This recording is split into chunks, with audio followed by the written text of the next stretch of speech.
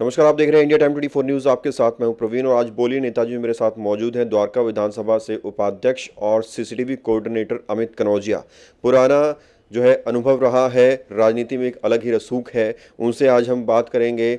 दिल्ली में जो मुद्दे चल रहे हैं, आम आदमी पार्टी कहती है कि बीजेपी शासित एमसीडी ने 2,500 करोड़ का घोटाला किया है। वहीं बीजेपी कहती है दिल्ली की आम आदमी पार्टी के जो मुखिया है अरविंद केजरीवाल, वो 13,000 करोड़ रुपए की फंडिंग जारी नहीं कर रहे हैं, जिसकी वजह से काफ़ी विकास के कार्य रुके हुए हैं। अमित जी, बहुत बहुत धन्यवाद आपका। सबसे पहला सवाल मेरा ये रहेगा, पिछले काफ़ी दिनों से भारतीय जनता पार्टी के जो पार्षद हैं, जो कार्यकर्ता हैं, जो नेता हैं, वो 13,000 करोड़ रुपए की मांग उठा रहे हैं लगातार। कभी वो प्रदर्शन कर रहे हैं, कभी केजरीवाल के घर का घेराव कर रहे हैं, कभी वो सिग्नेचर अभियान चला रहे हैं। तो आप क्या कहते हैं, 13,000 करोड़ केजरीवाल दे क्यों नहीं देते? उन्हें सारी राढ़ी खत्म हो जाएगी फिर तो। सर, 13,000 करोड़ की जो मांग एमसीडी कर रही है, तो जब 5 दिसंबर को वीमा कोहली जी जो दिल्ली हाईकोर्ट की जज है, उनके पास जब ये लोग 5 तारीख को गए, उसके बाद 20 दिसंबर को भी गए, तो इन्होंने जब वीमा कोहली जी के समक्ष प्रस्तुत हुए, इन्होंने मांग क्यों नहीं रखी वहाँ पर? इन्होंने जज के सामने जाके चुप हो जाते हैं, वहाँ कुछ बोलते नहीं हैं, कोर्ट में कुछ बोलते नहीं हैं, और जनता के बीच में जाके झूठे पोस्टर लगा के जनता को बरगलाने की कोशिश करते हैं। और जब इनको मांग करनी है तो कोर्ट में जाएं, कोर्ट में अपना दावा पेश करें, और 13,000 करोड़ किस तरह से मांग रहे हैं ये इनका जनता को क्लियर करें। और जब ये कोर्ट में जाते हैं, कोर्ट से जब फैसला होना है, इससे रोड पे थोड़ी फैसला होगा। एमसीडी को केजरीवाल की तरफ से फंडिंग मिलती है, दिल्ली सरकार की तरफ से, वो 13,000 करोड़ मांग रहे हैं कि वो फंडिंग रोकी हुई है। सर, जितना दिल्ली सरकार को देना था एमसीडी को, उससे ज़्यादा वो दे चुके हैं। और आपको पता होगा कि 2,500 करोड़ रुपए जो आज आम आदमी पार्टी की मांग कर रही है, चौक चौराहे पे खड़े होकर प्रदर्शन कर रही है, इसीलिए कर रहे हैं कि जनता को मालूम हो। 2,457 करोड़ रुपए इनको किराया आता है एमसीडी की तमाम बिल्डिंग से, और ये सारा पैसा एमसीडी के खातों में न जाकर ये निगम पार्षदों ने आपस में बांट लिया। डेंगू की दवाइयों में इन्होंने घोटाला किया। जो दवाई 2,400 रुपये किलो के आसपास आती है, इन्होंने 36-37 रुपये 100 रुपये किलो के हिसाब से खरीदी। फिर उसके लिए जो गायों का चारा आता है, वो पैसा ये खा गए। किसी का मकान बन रहा हो, उसके लेंटर में पहले पहुंच जाएंगे। आप पूछिए दिल्ली में कोई ऐसा व्यक्ति होगा, कोई भी शायद ऐसा व्यक्ति नहीं होगा जिसने अपने मकान बनने के समय इन निगम पार्षदों को, इन भ्रष्ट निगम पार्षदों को पैसे ना दिए हों।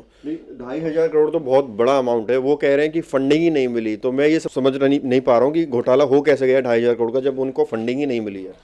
2,500 करोड़ रुपया का जो किराया आता है एमसीडी को हर साल, वो इनके खातों में जाता है, एमसीडी खातों में। ये खातों में गया ही नहीं। अच्छा। इनको ये बांट के खा गए निगम पार्षद। अच्छा। और अब चुनाव सर पर हैं। जैसे 15 साल से ये राज कर रहे हैं दिल्ली के अंदर, एमसीडी के अंदर 14 साल लगभग हो गए दिल्ली के अंदर इनको। इन्हीं की सरकार है एमसीडी के अंदर लगातार 14 सालों से। और पिछले 4 साल पहले आपको याद होगा कि जब चुनाव हुए थे, तो यही भाजपा थी जिन्होंने कहा था कि हम अपने सारे निगम पार्षदों की टिकट काट रहे हैं क्योंकि वो भ्रष्ट है। हम ये मानते हैं कि वो भ्रष्ट है।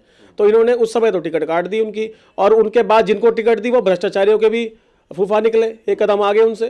तो आप ये जो कह रहे हैं, अब चुनाव सर पे हैं, 13,000 करोड़ की मांग कर रहे हैं क्योंकि इनको लगता है कि जी हमारी टिकट फिर से कट जाएगी, तो जो लेना है केजरीवाल जी से मांग करें, और जो मिल जाए उसको आपस में बंदर बांट करके। क्योंकि दिल्ली की जनता इनको साफ तरीके से नकार रही है। जिस तरह से हमारी मोहल्ला सभाएं हो रही हैं, हम लोग जनसभाएं कर रहे हैं तमाम मंडलों में जाकर, वहाँ पे लोग पूरी तरह से इनके खिलाफ हैं और आम आदमी पार्टी को सपोर्ट करते हैं। वो कहते हैं कि दिल्ली में केजरीवाल जी आएंगे तो भ्रष्टाचार, जैसे इन्होंने विधायक उन्होंने जितवाए हैं, इसी प्रकार से इस बार वो निगम में भी जितवा रहे हैं। और केजरीवाल जी ही इस गंदगी को साफ कर सकते हैं, इस भ्रष्टाचार को खत्म कर सकते हैं। अच्छा, 3 तारीख को जो आप जिस वार्ड में रहते हैं, जहां आपको ऑफिस है, वार्ड नंबर 31 में मुकेश सूर्यान जहां निगम पार्षद हैं, उन्होंने भी जो है 3 तारीख को एक अभियान चलाया था। वो घर घर जाकर बता रहे थे कि जो है 13,000 करोड़ रुपए रोके हुए हैं, जिसकी वजह से आपका विकास, आपके घरों गलियों का विकास रुका हुआ है। तो वो आपने देखा था, उसमें क्या कहेंगे, उस पर क्या टिप्पणी करेंगे? सर, पिछले 3 तारीख की संडे की बात है। बीजेपी की निगम पार्षद मुकेश सूर्यान जी अपने वार्ड में जा के जहाँ 13,000 करोड़ के लेके पर्चे बांट रहे थे। और पता चला शाम को कुछ लोगों ने मेरे पास उनके फ़ोटोज़ भी भेजे और जला के फ़ोटो भेजे, जी ये देखिए आए हैं मांगने के लिए, और उन पर क्या प्रतिक्रिया है। जो मैंने उनको फ़ोन पे बताया, वो जनता उनसे संतुष्ट थी और उन पर्चों को जला के उनकी फ़ोटो भी उन्होंने फेंकी है और फ़ोटो भेजी हुई है मेरे पास। तो जनता ने पर्चे बांटे हैं, उनको जलाकर फोटो, जी, जनता ने जला के फ़ोटो भेजी हुई है हमारे पास। अच्छा। जी, फुटेज मिल जाएगी वो? आप जो चाहिए फ़ोटो मैं दे दूंगा आपको। बिल्कुल, और जनता से बात भी करो, जनता के बीच में लेके जाऊंगा आपको सर। आपको जनता के बीच में लेके जाऊंगा। अच्छा जी। तो क्या लगता है कि जनता का जो रिस्पांस है वो भी ठीक से नहीं मिल रहा है इन्हें? ये सिर्फ सर आप वार्ड 31S में जाके देखेंगे तमाम जगह जो गंदगी फैली हुई है, ये इनका काम क्या होता है निगम पार्षदों का? साफ़ सफाई, और साफ़ सफाई के अलावा इनके जो ये उसके अलावा तो क्या करते हैं कि जितने रेडी पटरी वाले हैं उनसे भी अवैध वसूली करते हैं। मकान वहाँ पे पूछ रही कितने सारे लोगों ने पैसे दिए हैं इनको, हैं ये सब लोग त्रस्त हैं इनसे।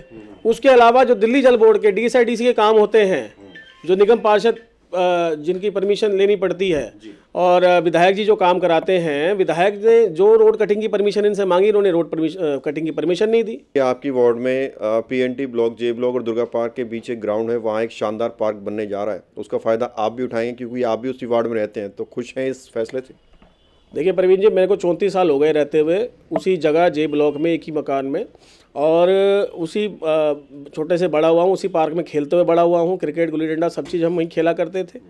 और अभी हम लोग जब लगभग बात होगी 2008 की, 7-8 की बात है, उस समय हमारे जो महाबल मिश्रा जी थे, उन्होंने जनता के बीच में एक सभा हुई थी, मैं भी उसमें था, मेरे पिताजी भी मौजूद थे।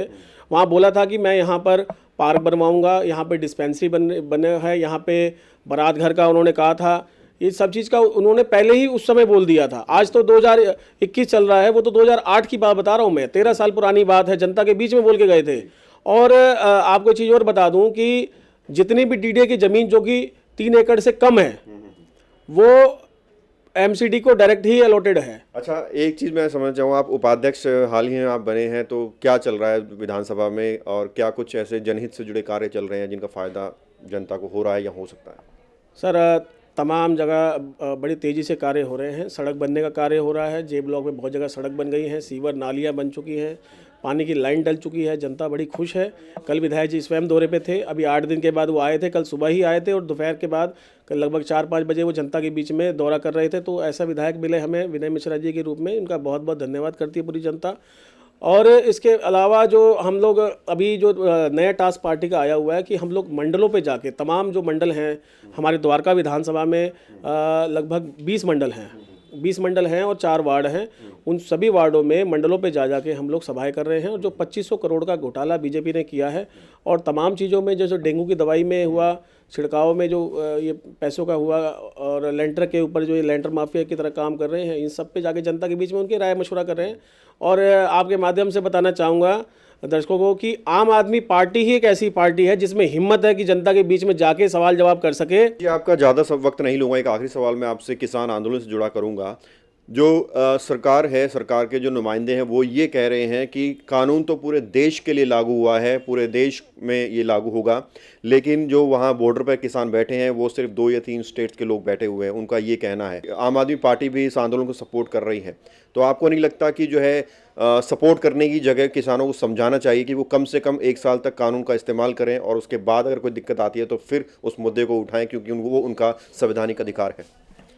प्रवीण जी, जैसा कि आपको मालूम होगा, जो वहाँ पे बॉर्डरों पे किसान बैठे हैं, वो केवल वो अपने लिए फ्री बिजली नहीं मांग रहे, फ्री पानी भी नहीं मांग रहे, फ्री लोन भी नहीं मांग रहे।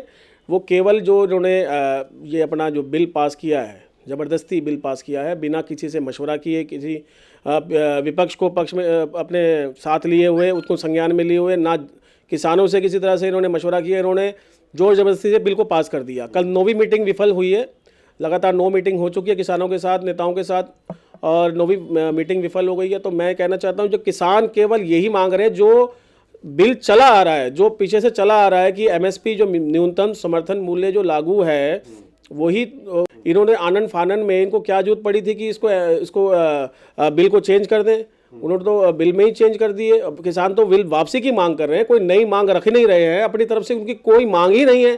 तो ये थे मेरे साथ द्वारका विधानसभा के उपाध्यक्ष अमित कनौजिया, जिन्होंने मुझसे राष्ट्रीय मुद्दे और क्षेत्रीय मुद्दों से जुड़े तमाम विषयों पर बातचीत की, और उन्होंने बताया कि कैसे आम आदमी पार्टी जन कल्याण के लिए, विकास के लिए आगे बढ़ रही है।